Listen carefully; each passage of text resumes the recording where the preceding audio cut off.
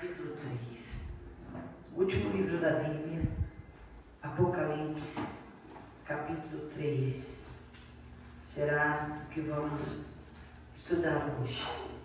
A igreja de Sardes. Baixa um pouquinho o microfone, por favor, está dando microfonia. Apocalipse, capítulo 3. Vamos ler o versículo 1. E ao anjo da igreja que está em Sardes, escreve: isto diz o que tem os 7 Espíritos de Deus e as 7 estrelas. Conheço as tuas obras, que tens nome de que vives e está morto. Sê vigilante e confirma os restantes que estão para morrer, porque não achei as tuas obras perfeitas diante de Deus. Lembra-te, pois, do que tens recebido e ouvido, e guarda-o, e arrepende-te. E se não vigiares, virei sobre ti como um ladrão, e não saberás a que hora sobre ti virei. Mas também tens em Sardes algumas poucas pessoas que não contaminaram suas vestes, e comigo vestidas de branco, porquanto são dignas disso.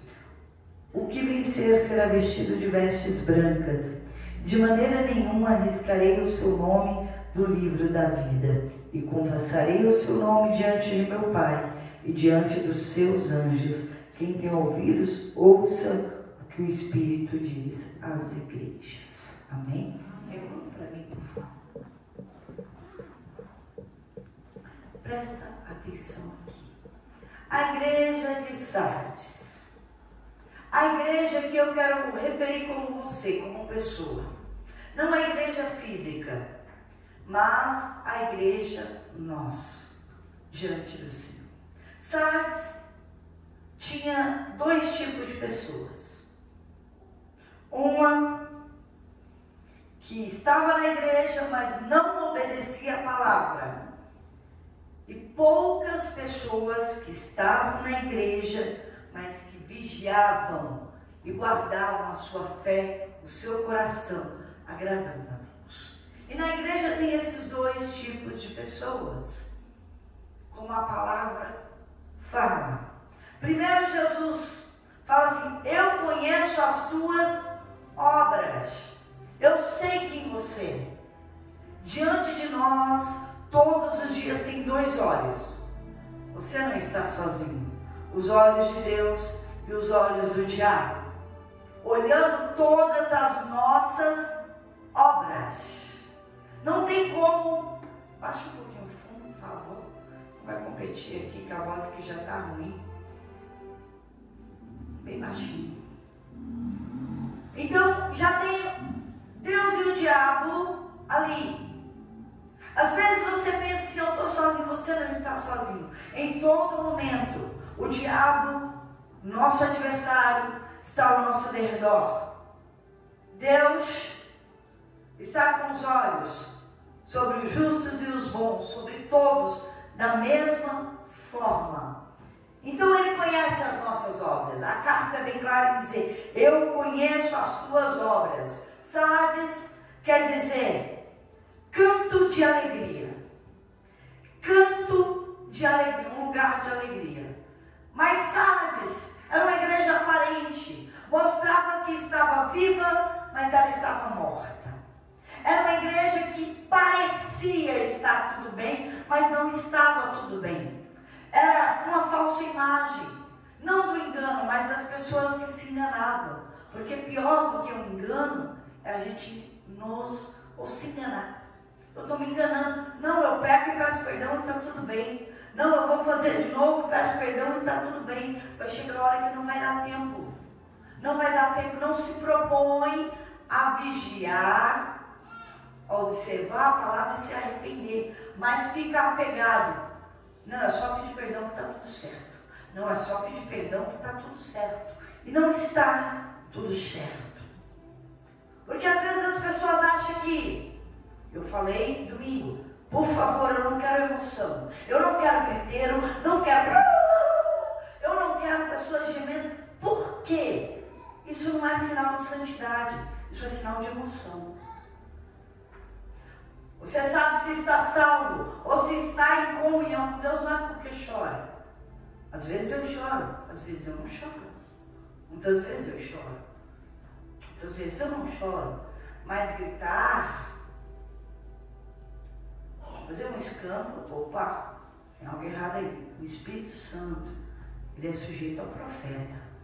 Ele não é descontrolado. Isso não quer dizer nada.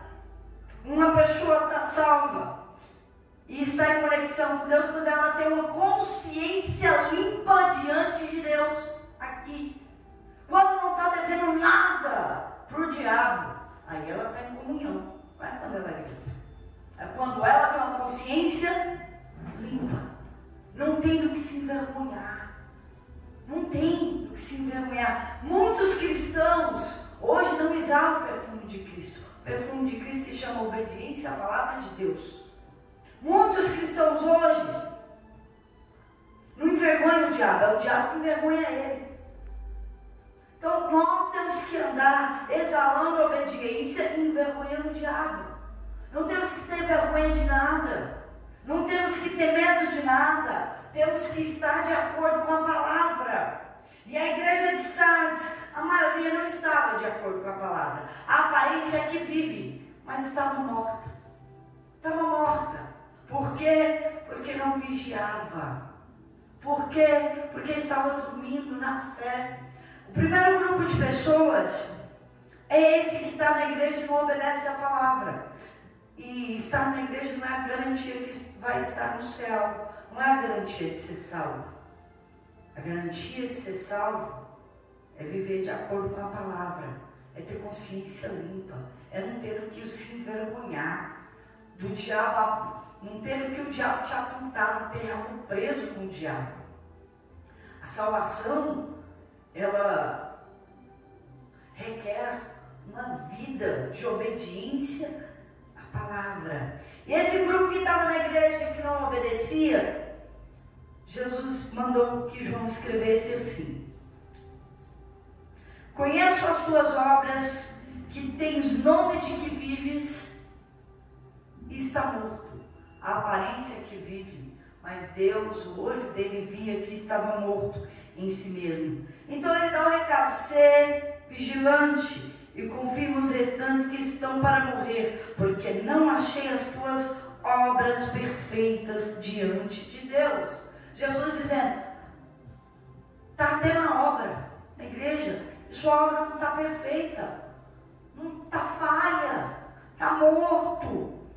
Então o recado é: vigiem, sejam sóbrios. O que é vigiar? É ficar atento, não durme na fé. Examine tudo ao seu derredor. Examine a você mesmo na palavra. Porque a palavra, eu estou pregando aqui. Mas chega em casa. Se alguém pergunta qual foi a palavra hoje. Ixi. Falou contigo. Se eu não sei nem qual a palavra, imagina se falou comigo. Por isso que nós temos que estar com a Bíblia. Não é para decorar. É para lembrar do que eu tenho que fazer. Eu tenho que ler todos os dias para me avaliar se eu estou de acordo com ela. Não é para julgar ninguém. Não é para falar que os outros estão errados. É para me avaliar. Peraí. Eita, isso aqui está errado. Está errado onde de mim. Eu preciso me arrepender. Eu preciso mudar a atitude. Aqui na igreja você ouve, até se arrepende, mas e lá fora você lembra do que foi pregado? Porque o problema não é ouvir aqui dentro, o problema é lá em casa, o problema é no meu trabalho, o problema é na rua, o problema é na escola, diante das amizades dos amigos. Porque nega a Cristo com atitude, vai com todo mundo, fala as palavras imorais que todo mundo fala, entra na rodinha dos escarnecedores, adultera, prostitui, engana, mente que nem todo mundo, nada disso. Nada disso, não podemos ser como todo mundo. Temos que ser a diferença. É disso que Jesus está dizendo. Vigiem, sejam sóbrios, fique acordado, ponha a palavra de Deus diariamente diante de vocês, para vocês lembrarem da minha palavra, para guardar na tábua do coração. Como é que eu vou guardar aquilo que eu não sei? Como é que eu vou praticar uma palavra se eu não lembro dela? Como é que eu vou fazer algo se eu não tenho um manual de como fazer e nunca fiz? Eu tenho que estar com a palavra aqui. Eu preciso fazer o bem. A palavra fala para eu fazer o bem. Não é dar o troco, então eu tenho que fazer o bem. Não vos canseis de fazer o bem. Então não pode se cansar de fazer o bem. Porque muitas vezes fazemos o bem todos os dias e levamos mal em troca do bem. Mas ele diz: continue fazendo bem e não se canse disso. E se você não está na palavra, chega uma hora que você cansa. Você dá o troco. Dá o troco. A palavra fala para ser paciente, benigno. Ele não fala para a gente observar o outro e ter reações. Mas ele fala para a gente ser paciente, benigno. E para eu fazer tudo isso, eu tenho que estar com a palavra diante de mim, dos meus olhos. Todos os dias. Eu orientei uma pessoa por uma casa, ela está aqui, né? Ela precisava orar todos os dias. Eu falei: escreve post-it. Põe orar tal hora. Orar, orar, orar. Onde for, na geladeira, no banheiro, lá no espelho do banheiro, que a gente vai no banheiro todo dia, no espelho, né? Porta do guarda-roupa, a porta da geladeira, o retrovisor do carro, porque a hora que sentar no carro, opa, o retrovisor, orar antes de sair. Para ter uma vida de oração, tem que estar diante de você o que você tem que fazer. Por quê? Porque a gente vai trabalhar, faz uma agenda, cansei, vou post-it na frente do computador, que eu tenho que fazer no dia seguinte. Para não esquecer, para o homem a gente faz, porque para Deus a gente não faz. Relaxo. Relaxo. Então, Deus falou assim, ó: ser vigilante, vigiem, acordem, porque, ó o que ele falou: lembra-te, pois, do que tem recebido e ouvido, e guarda e arrepende-te. E se não vigiares, virei sobre ti como um ladrão. Jesus falando: eu vou vir como ladrão, você não vai saber a hora que eu virei sobre ti, eu vou vir de surpresa. E de repente, o inferno. Porque não vigiou, porque não acordou, porque não deu ouvido, porque não orou, porque não leu a Bíblia, porque não se importou, porque achou que ia dar tempo, porque achou que podia brincar com Deus. De repente, o inferno. E você só tem uma vida. E você só tem essa vida. É a sua única chance, não tem outra chance, não tem outra vida. No livro de Hebreus 10, 27, se eu não me engano, não é 9, 27, que fala assim, que foi nos dar uma vida só, e depois ela, juízo, não tem outra vida. Então aí tem gente que brinca, então tem que aproveitar. Não, então você tem que vigiar. Porque se você aproveitar a sua vida, achando que a vida é sua, você vai perdê-la. Mas aquele que perder a vida por Cristo e por Evangelho, vai achar a vida eterna. Vai achar a vida eterna. Mas nessa igreja de Sardes, também diz a palavra, há poucas pessoas, algumas poucas pessoas que não contaminaram suas vestes. Sim, que serão vestidas de branco e andarão com Jesus. Mas não é por merecimento, não é pelas boas obras, é porque se arrependeram das suas más obras, é porque vigiaram e quando caíram se levantaram, não ficaram caídos no pecado, é porque não brincaram com Deus, é porque guardaram a palavra no coração, é porque todo dia examinou a palavra para ver se ela está de acordo, é porque todo dia priorizou orar, falar com Deus todos os dias. E é uma guerra, quem trabalha aqui fora faz assim, ou fora ou por si mesmo, trabalha. Não é uma guerra trabalhar, não. Uma guerra estar doente e trabalhar. É uma guerra passar com um filho uma madrugada no hospital e ter que acordar cedo para ir trabalhar. É uma guerra. Tem dias, mulher então menstruada, primeiro e segundo dia, é uma guerra, não é mulherada? Quem fala que é uma guerra que nem? Uma guerra arrastada, base de remédio, não é uma guerra? E por que não luta pela salvação? Luta pelo salário de todos os meses, porque precisa se sustentar ou complementar a renda da casa. Precisa. Mas quando fala de salvação, acha que não precisa. É uma guerra, manter a salvação é uma guerra. Não tenho vontade de ler a Bíblia todo dia, mas leio todo dia. Tem hora que eu não quero orar, mas minha prioridade é orar. Com ou sem vontade eu vou orar. Está entendendo? Tem dia que eu quero ler muito, tem dia que eu quero orar, todo dia não. Ou todo dia você vai trabalhar sem mim. Tem dia que eu falo assim, eu mesma, né? Minha prioridade é sorrir. Mas tem dia que não dá. Fala, Deus, me devolve sorriso. No mínimo eu vou sorrir e ser educada. Estou me esforçando hoje para dar um sorriso. Estou me esforçando hoje para ser educada. Porque tem dia que é no esforço fazer o que precisa ser feito. E a salvação é mediante a fé. Mediante o teu esforço diário. Então você tem que se esforçar, colocar força. O céu é tomado por esforços, por violência. Que violência e que esforço é esse? A você mesmo. Não quero, mas eu vou. Não estou com vontade, mas seja feita a vontade de Deus. Vou me esforçar, eu vou me sacrificar. Só se não der, não puder mesmo. Mas do contrário, isso é minha prioridade. É minha prioridade. E quando você faz de Deus a sua prioridade, você também é prioridade para Deus. Ele faz questão de manter o seu nome no livro da vida. E é por isso que não é pelas tuas obras. É pelo teu esforço. A fé é teu esforço. Porque se for pelas obras, eu não estaria aqui. Eu estou aqui pela graça e pela misericórdia, pelo perdão que eu nem mereci e não mereço muitas vezes. Mas eu não vou desistir. Eu não vou desistir. Eu não quero ser esse que dorme na fé, que não é vigilante. Os dias são maus. Os sinais estão aí. Já passamos o princípio das dores. Já estamos à beira do caminho, à beira da porta. Jesus está às portas e está batendo. E vai chegar a hora que você não imagina, o dia que você não imagina. Você está ouvindo a palavra. E quem aqui tem o hábito, seja sincero, da palavra que é pregada, anotar e em casa olhar, ler? Quem faz isso? Poxa, nenhum. Por que eu estou dizendo isso?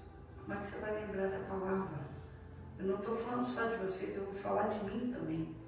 Porque assim, eu li essa palavra hoje. Daqui, às vezes, uma palavra que eu prego aqui, na próxima semana, é pregada na outra igreja do centro, né? E a pergunta é, pastora, a senhora esqueceu de me dar a direção da palavra de tal dia. Eu venho na minha memória, tal dia, qual foi a palavra? Às vezes eu demoro umas horas para lembrar, não é? Eu vou lembrar, peraí. Aí eu falo, poxa, não fui eu que preguei. Fui eu que preguei? Eu lembro. Falo, o que foi, Senhor? Eu vou lembrando das palavras daquele dia até eu chegar na palavra e eu mando a direção da palavra, não só a da Bíblia, as minhas anotações ou o que eu escrevo no caderno sobre a pregação. Por que eu escrevo? Para eu lembrar. Quando você escreve, é uma repetição do que você está falando na sua mente, do que você está lendo. É mais fácil lembrar. Ainda que eu não mandei, eu mando depois. Eu mando depois, porque eu tenho obrigação de lembrar. Não é de memória. É de colocar diante dos meus olhos. E se o que eu falo aqui não estiver diante dos teus olhos, imagina tomar atitude lá fora. E se Jesus voltasse agora? Quem foi vigilante? Quem lembrou da palavra? Quem praticou para ir morar no céu? Ou se esqueceu? Foram esquecidos da palavra e não praticante. Como diz também a palavra, como um homem natural que se olha no espelho e logo se esquece da sua feição. Se vocês não observarem a palavra, vocês não vão conseguir praticar. É necessário estar diante de ti a palavra. Não é só o que eu falo, porque não é o que eu falo que vai pesar para você. o que vocês fazem, é o que eu faço, vai me pesar. Então não esqueça da palavra, sejam vigilantes, estejam atentos. Quando eu falo assim, não pode mentir, hein? Mentira não é de Deus, o pai da mentira é o diabo, os mentirosos não herdarão o reino dos céus. Não é assim que eu vivo falando? E quando eu estiver lá fora, coçar para falar uma mentira, normalmente mentira é para algumas coisas, para se livrar de alguma coisa que você vai ter que ouvir de alguém, ou uma mentira para se engrandecer no meio de amizades ou de um trabalho. Aí quando você for mentir, você vai pensar, epa, minha palavra não vai agradar a Deus, então eu não vou mentir. Mentira não é de Deus. Então, o preço que custar, você vai falar a verdade. Vai falar a verdade. Mas se você não guarda a palavra no teu coração, se você não sabe nem onde está escrito essas coisas que eu falei, que é lá em João e Apocalipse, como é que você vai lá fora praticar? Não seja ouvinte esquecido. Pastor, eu não sei ler. Sabe ouvir? A fé vem pelo ouvir, e ouvir a palavra de Deus. Agora, por exemplo, eu não sei ler. Sabia que quem não sabe ler presta 10 vezes mais atenção? E fica lá na mente dela, foi falado isso, foi falado aquilo. Muitas vezes eu não tinha Bíblia para ir para a igreja, não. Eu pegava a palavra e repetia para mim mesma a semana inteira. Eu ganhei uma caixinha de promessa, uma vez, essa caixinha de promessa me acompanhou. Eu me propus cada dia ler um versículo e aquele versículo me acompanhar o dia inteiro.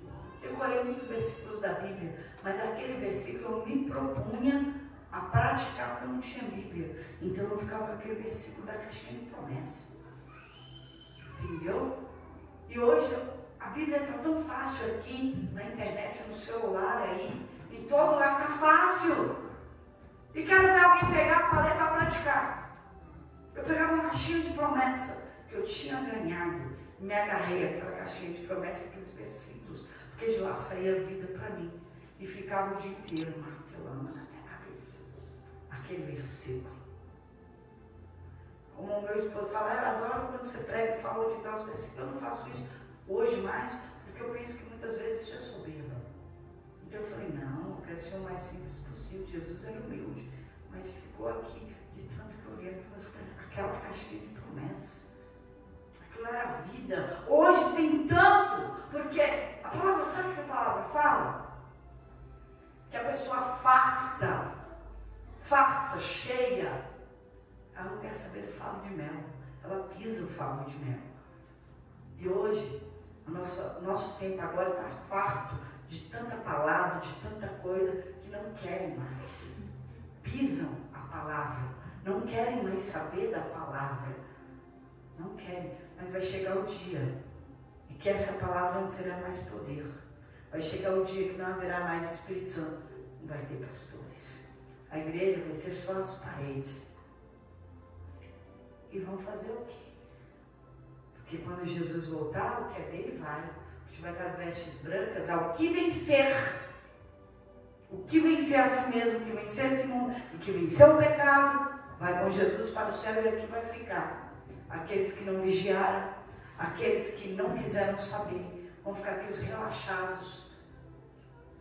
E não vai ter mais o Espírito Santo. Não vai ter mais quem ensine a palavra. Não vai ter mais o poder disponível que tem hoje. Não vai ter o favo de mel que tem hoje. E o que será? Vai vir a grande tribulação. E vai ter dor, ranger de dente. E quem será que vai subir na segunda chamada? Aqueles que não ligarem a Cristo e pelo nome dele sofrer aqui embaixo. Vai ser pouquinho não, são 7 anos.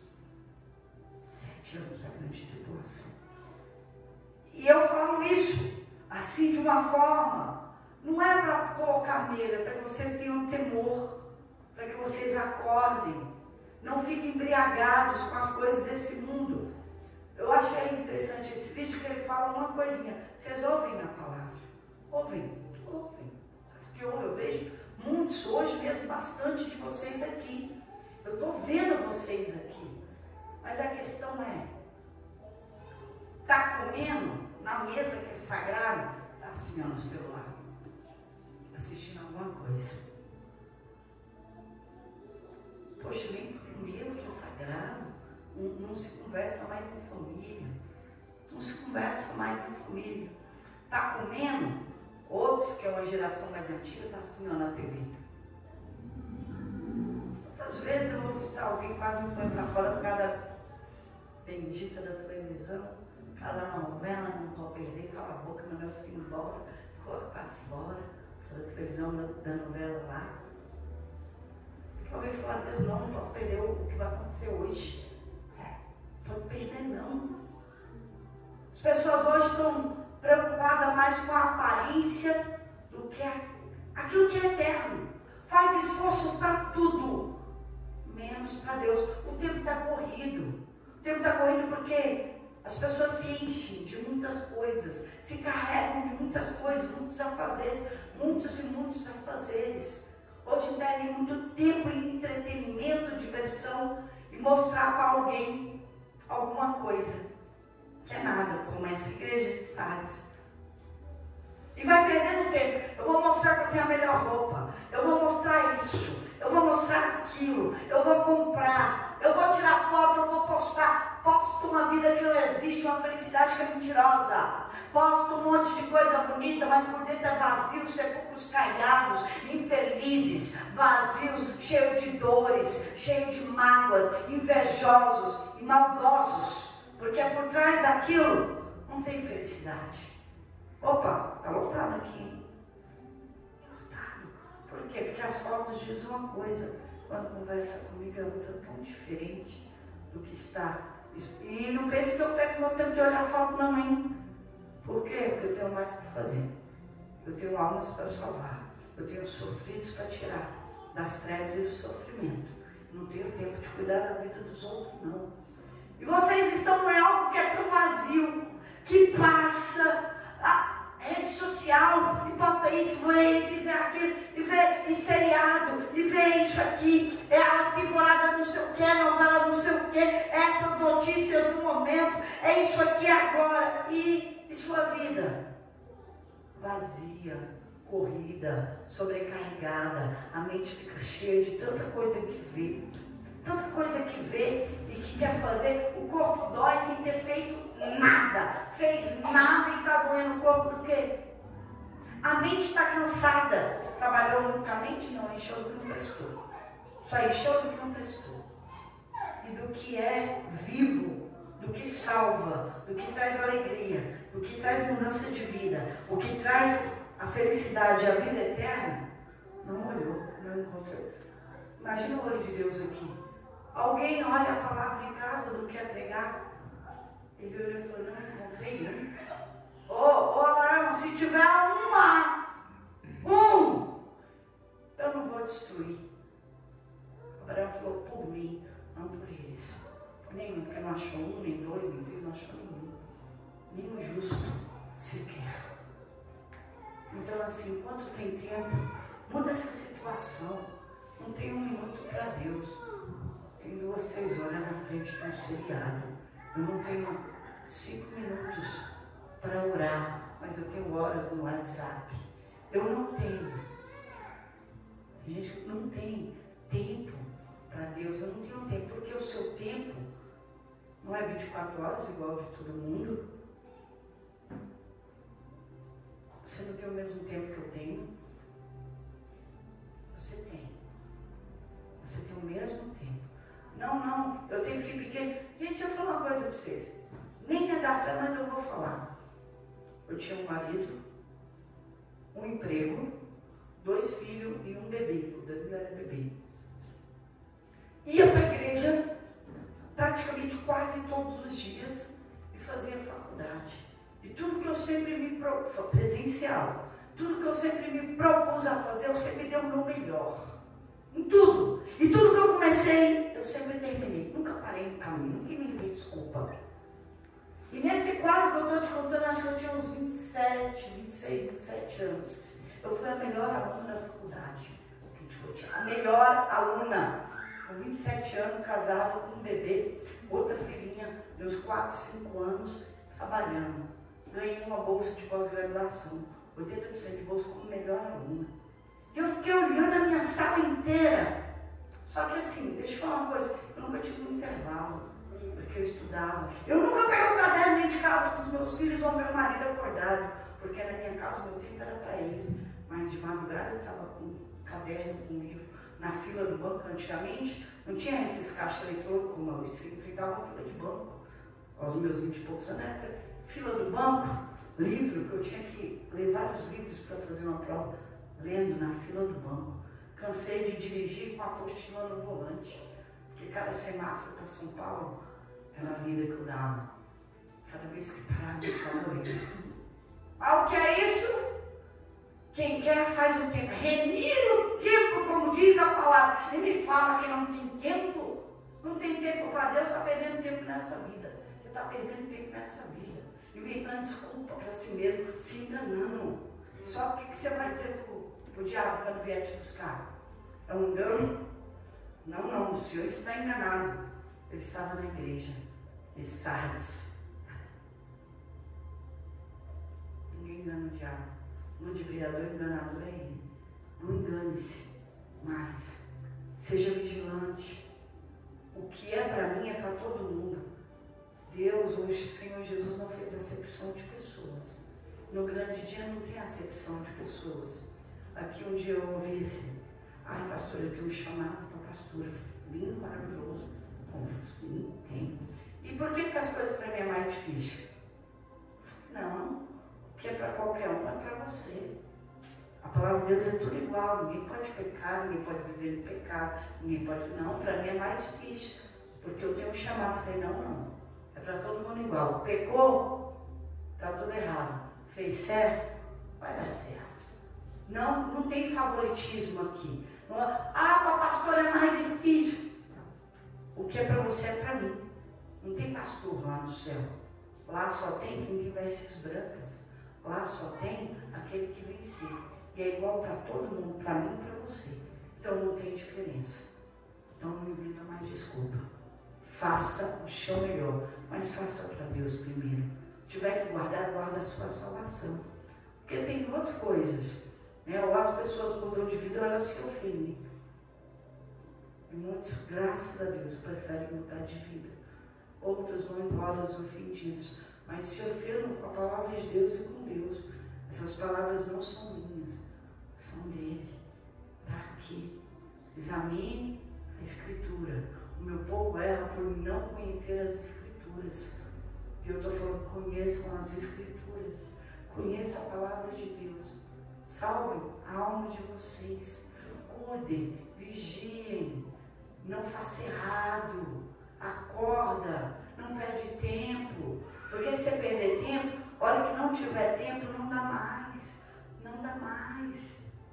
Alguns falam assim, quando eu estiver perto da morte, ou amanhã, ou depois, ou ano que vem, né? O ano que vem, eu vou começar tudo bem. Hoje, se Jesus não voltar, é certo que eu vou morrer. E eu tenho certeza para onde vai a minha alma. Por quê? Só porque eu obedeço a palavra. Só porque eu observo essa palavra. É por isso aqui. Amém? Amém. Falei bastante, né? Mas é necessário. É como um filho que a gente corrige. Se você não falar, não adianta bater. Nem pôr de castigo se ele não souber por que ele está lá. Além do porquê, você precisa dizer o caminho do conserto. Você está aqui por isso, isso e isso. E eu gostaria que você fosse por esse caminho. Para que dê certo. Se você não explicar, só vai criar ódio e raiva. Então você tem que falar, esse castigo é por esse ato. E agora, eu amo você. Eu quero a mudança de atitude. A hora que você estiver pronto para mudar, você está pronto para sair do castigo. Quem você faz isso? Com os lá de casa. Com os lá de casa. Amém? Amém? Fique de pé. Fica bravo comigo, não. Eu não estou apontando ninguém. Eu estou preocupada com a tua alma. Eu estou preocupada com você. Eu não vou salvar ninguém.